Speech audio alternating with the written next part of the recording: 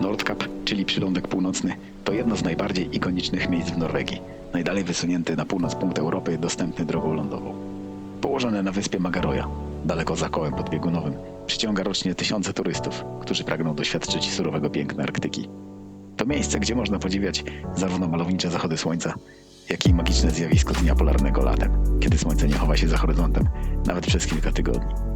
Przylądek wznosi się na wysokości ponad 300 metrów nad poziomem morza, oferując zapierające dech w piersiach widoki na bezkresne wody Morza Norweskiego.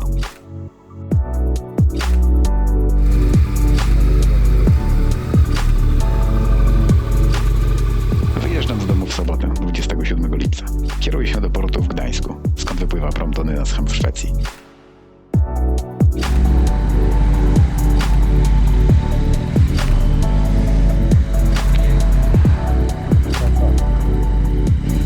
Trasa nie należy do najciekawszych, ale w Polsce nawet na autostradzie nie można się nudzić.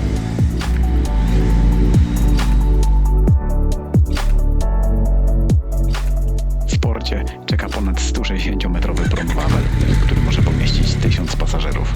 Jego linia załadunkowa to około 1500 metrów, co pozwala transportować 300 samochodów osobowych i 50 tirów.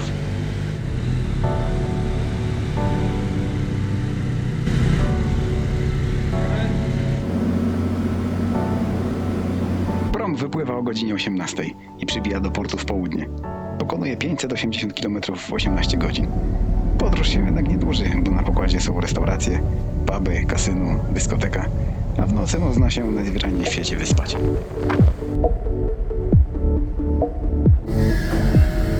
Nocna teleportacja sprawiła, że pierwsze 1000 km poszło gładko. Do Nordkap zostało jeszcze 1800, z czego na dziś mam do zrobienia 450 do kampingu w okolicy Sundsvall. Na początku jazdy po Szwecji przyzwyczajam się do rygorystycznych ograniczeń prędkości i przepisów, które są ściśle przestrzegane na drogach. Po 2 godzinach jazdy zatrzymałem się na krótki odpoczynek, gdzie przeczekałem pierwszy opad deszczu.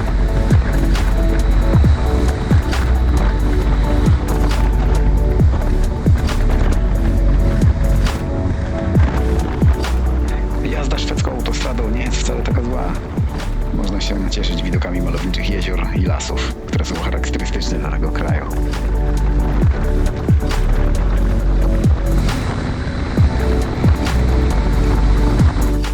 Około 20 rozbijam namiot tuż nad brzegiem spokojnego jeziorka.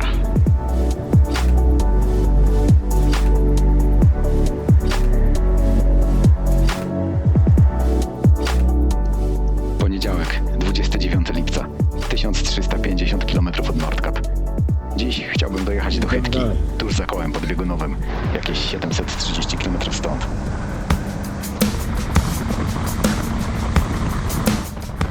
Przede mną High Coast Bridge, most, który ma ponad 1800 metrów długości i jest zawieszony na wysokości 180 metrów nad rzeką.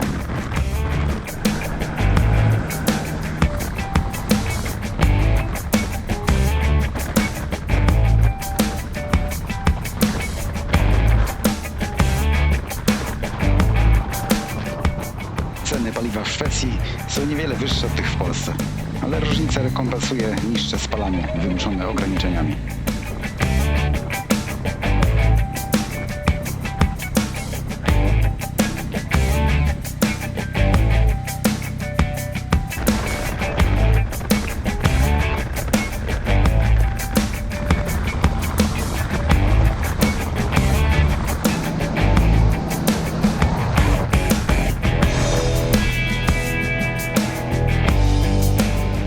Mam nadzieję, że Chytka będzie wolna, bo według prognozy mogą wystąpić opady, a nie chciałbym rozkładać namiotu w takich warunkach.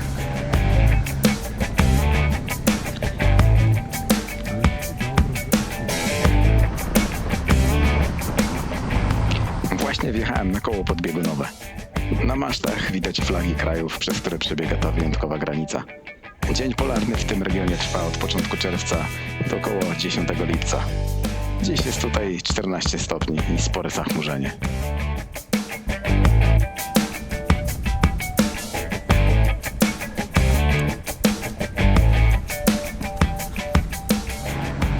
Jest już 19:20, a do Chytki zostało mi jeszcze około 50 km. czyli jakieś 40 minut. Skoczył na chwilę do Finlandii i zrobić zakupy na śniadanie.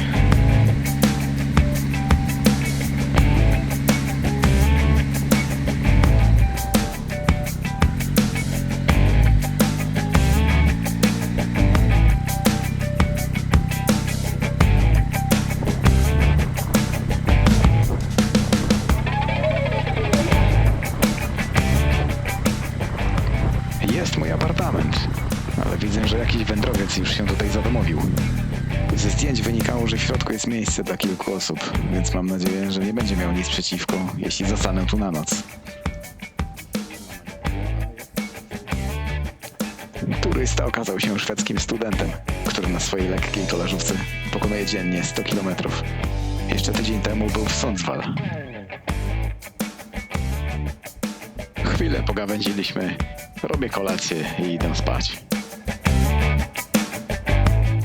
Wtorek, 660 km do Nordkap. O, jedzie mój współlokator.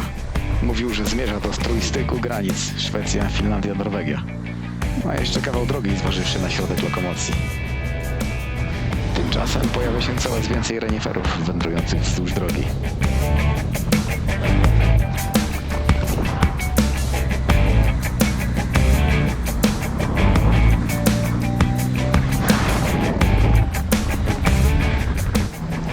Jestem już w Norwegii. Założyłem przeciwdeszczówkę i lecę dalej na północ. Krajobraz staje się coraz bardziej surowy. Temperatura spada do 10 stopni i zrobiło się trochę chłodno.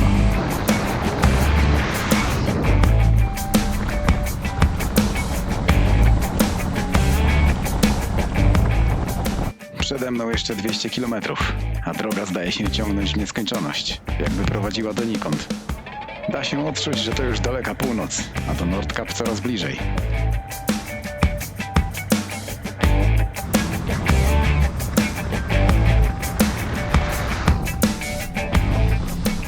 Po godzinie 19 pogoda poprawiła się, a krajobraz nabrał niezwykłego uroku.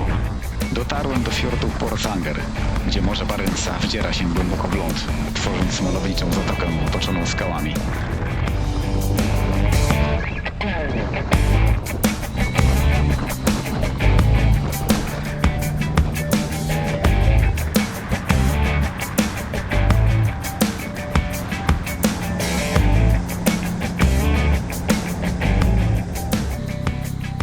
Renifery dodają uroku i podkreślają surową, dziką naturę całego koła podbiegunowego.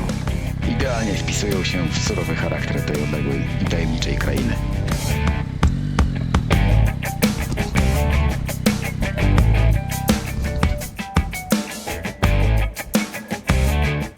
Przejeżdżam przez podmorski tunel drogowy łączący wyspę Magaroja z lądem stałym. Tunel ma długość prawie 7 km i schodzi na głębokość 212 metrów poniżej poziomu morza. Temperatura wewnątrz to 8 stopni. Grzane manetki na full i współczuję rowerzystom, których mijam po drodze.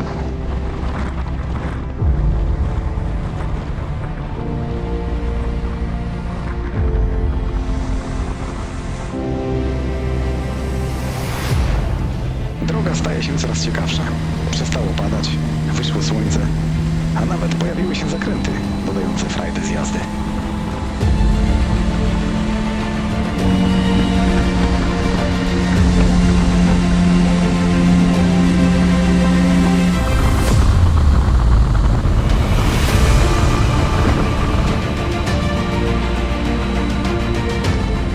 Zachodzące słońce przewija się przez nisko osiadłą mgłę, tworząc magiczny widok.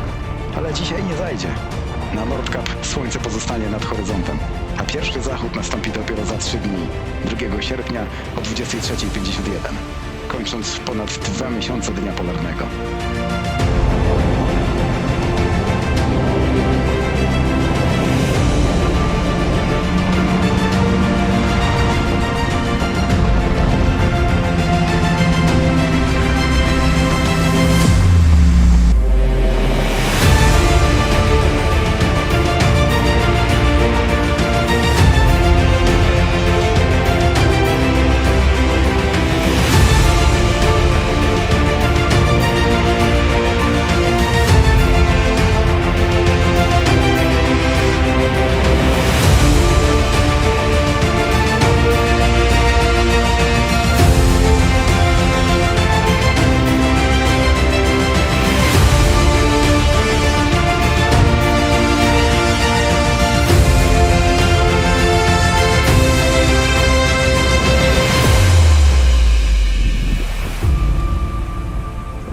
Minęła 23. Po 2 godzinach spędzonych na Nordkap jadę do hotelu.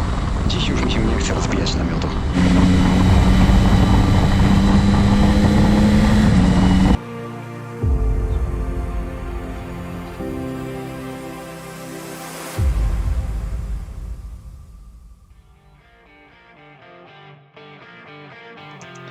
Nordkap zdobyty, ale celem mojej podróży nie jest jeden punkt, a cała droga i doświadczenia z nią związane.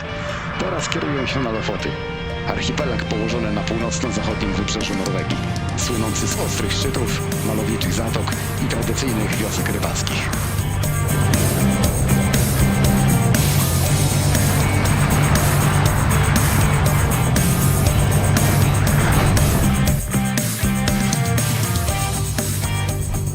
To już 3. dzień z rzędu, kiedy spotykam renifery na swojej drodze, ale wciąż nie przestają mnie zadziwiać. Ich obecność w tym surowym, północnym krajobrazie jest czymś niezwykłym. Swobodnie przemierzają tundrę, doskonale wtapiając się w otoczenie, a jednocześnie podkreślają dzikość tej północnej krainy.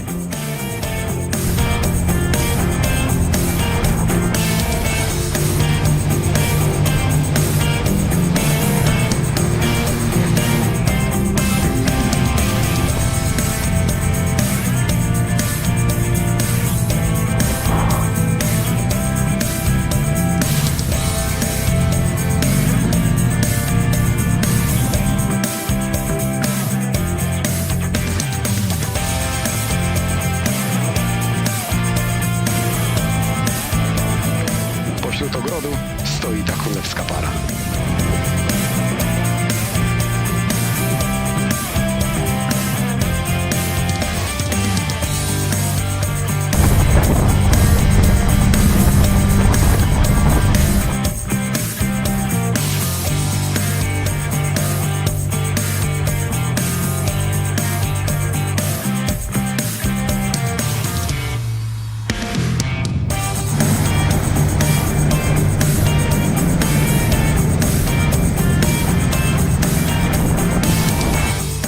Tak wyglądają miejsca odpoczynku podróżnych w Norwegii, czyli odpowiedniki naszych rodzimych mopów.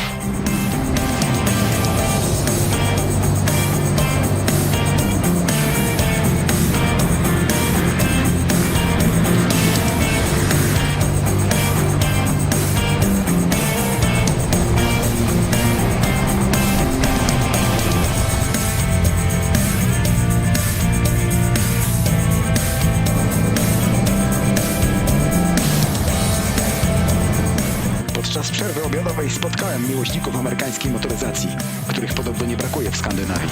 Gość nie miał nic przeciwko, żebym dokładniej przyjrzał się jego maszynie.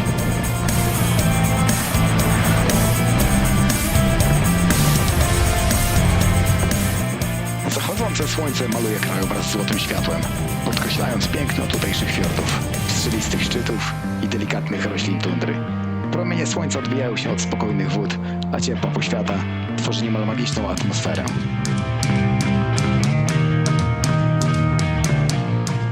Na dziś nie mam zaplanowanego miejsca na rozbicie namiotu.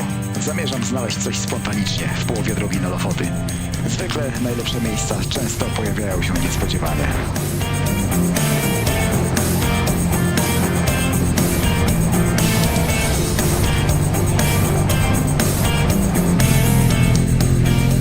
Jest już 22, więc zjeżdżam w boczną drogę poszukać miejsca na nocleg. Niestety droga prowadzi do gospodarstwa. Zawracam i szukam dalej.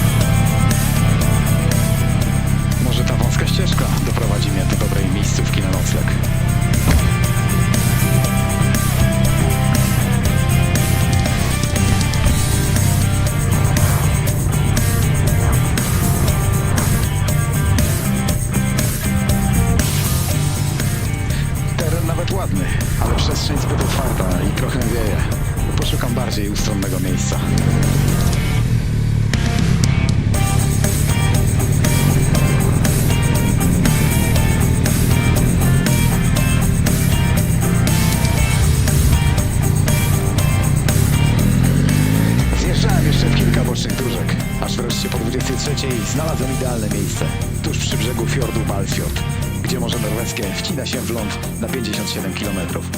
Mam tutaj ciszę, odsłonięty teren i widok na spokojne wody fiordu.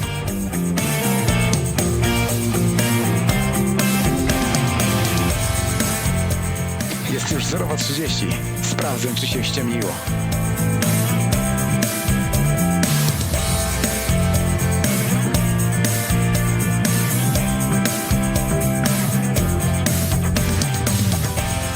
Czwartek, 1 sierpień. Dziś zamierzam dojechać na sam koniec Lofotów. Mamy apartament, czyli miejsce noclegowe.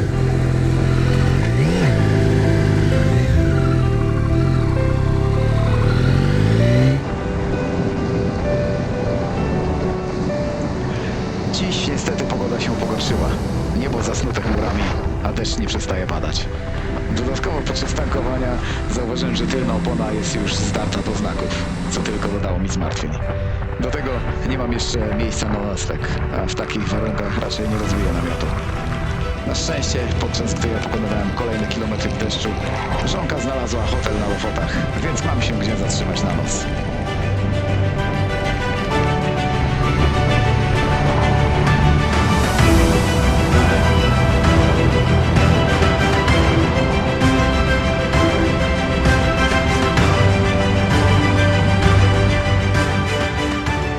Po godzinie 15 deszcz wreszcie ustał, co dało mi okazję do przerw na podziwianie widoków. Lofoty to archipelag rozciągający się na długości 112 km, znany z niezwykłej przyrody i rybackich tradycji.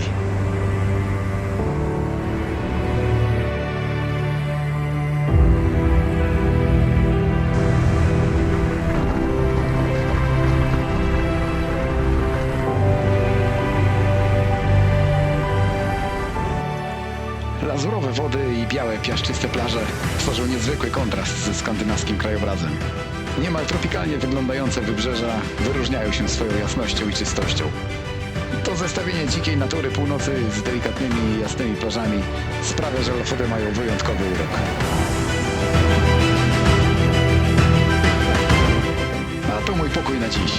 Wynajęty w zaskakująco niskiej cenie, jak na lokalizację. Trzeba przyznać, że widok z tarasu jest wyjątkowy.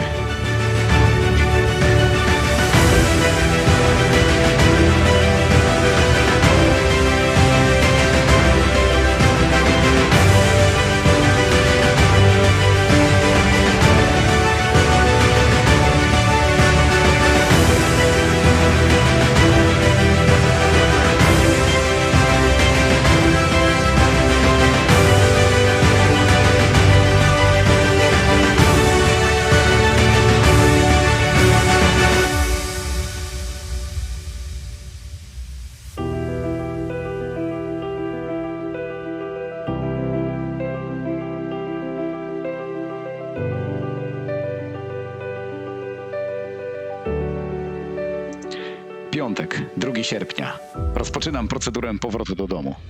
Do Nynäshamn w Szwecji mam 1350 km, ale całej trasy nie zrobię naraz. Dziś kieruję się do portu w Moskenes, skąd mam nadzieję złapać prom do Bodo. Bilety online zostały już wykupione, ale słyszałem, że można przyjechać, stanąć w kolejce i w ten sposób istnieje szansa na wejście na pokład.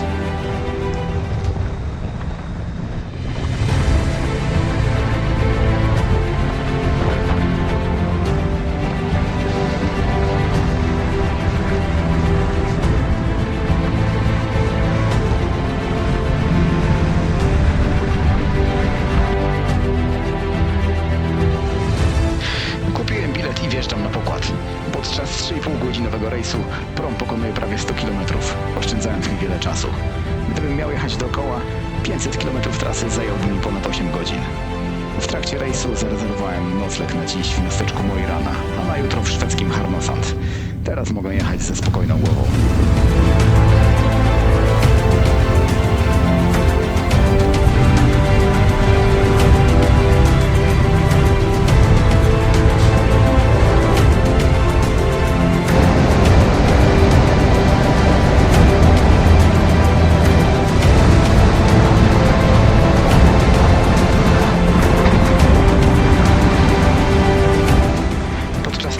Spotkałem starszego Norwega, który opowiadał, jak objechał Finlandię Normandy i Nordkap, przemierzając dziennie po 300 km na swoim skuterze.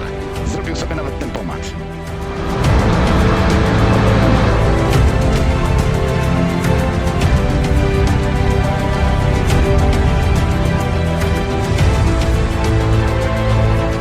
W ramach przerwy zatrzymują się przy 50-metrowym moście linowym rozciągniętym nad rzeką.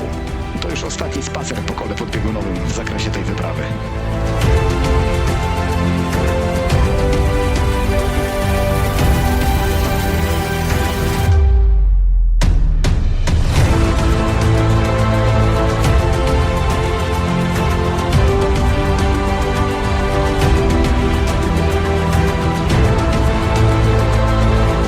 Opuszczam strefę polarną i jadę do hotelu położonego na wzgórzu, tuż przy granicy miasta Mo i Rana.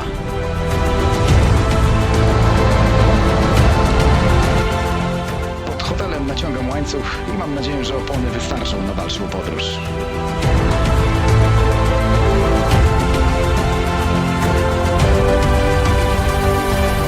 Sobota. Dziś jadę do Harnosand. To około 600 km. W Norwegii dachy porośnięte trawą i roślinami są tradycyjnym, naturalnym sposobem izolacji. Lepszym dla krajobrazu niż nowoczesna fotowoltaika.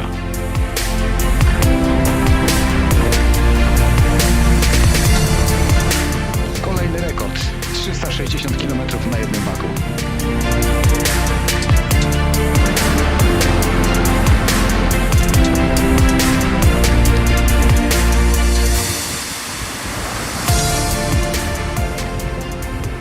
Dotarłem do Harnosand. W mieście znajduje się największe w Szwecji Muzeum Motoryzacji. Niestety dziś już zamknięte. Zauważyłem, że po ulicach jeździ sporo amerykańskich klasyków, więc wyszedłem poszukać okazji do przejażdżki.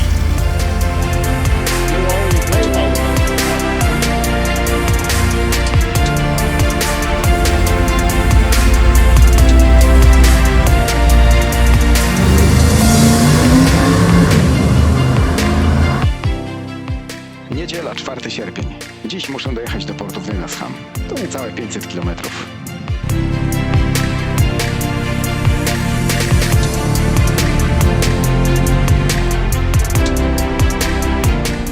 W prognozie jak zwykle przelotne opady, więc nie chciało mi się zakładać przeciwdeszczówki. I to był błąd.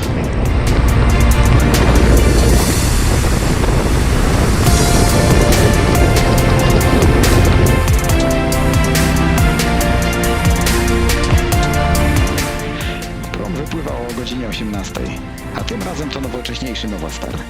Novastar oferuje bardziej komfortowe kabiny, większą przestrzeń na pokładach i lepsze udogodnienia dla pasażerów. W porównaniu do Wawela, który ma już swoje lata, Novastar wyróżnia się nowoczesnym wystrojem i lepiej wyposażonymi strefami wypoczynku, co sprawia, że podróż jest wygodniejsza.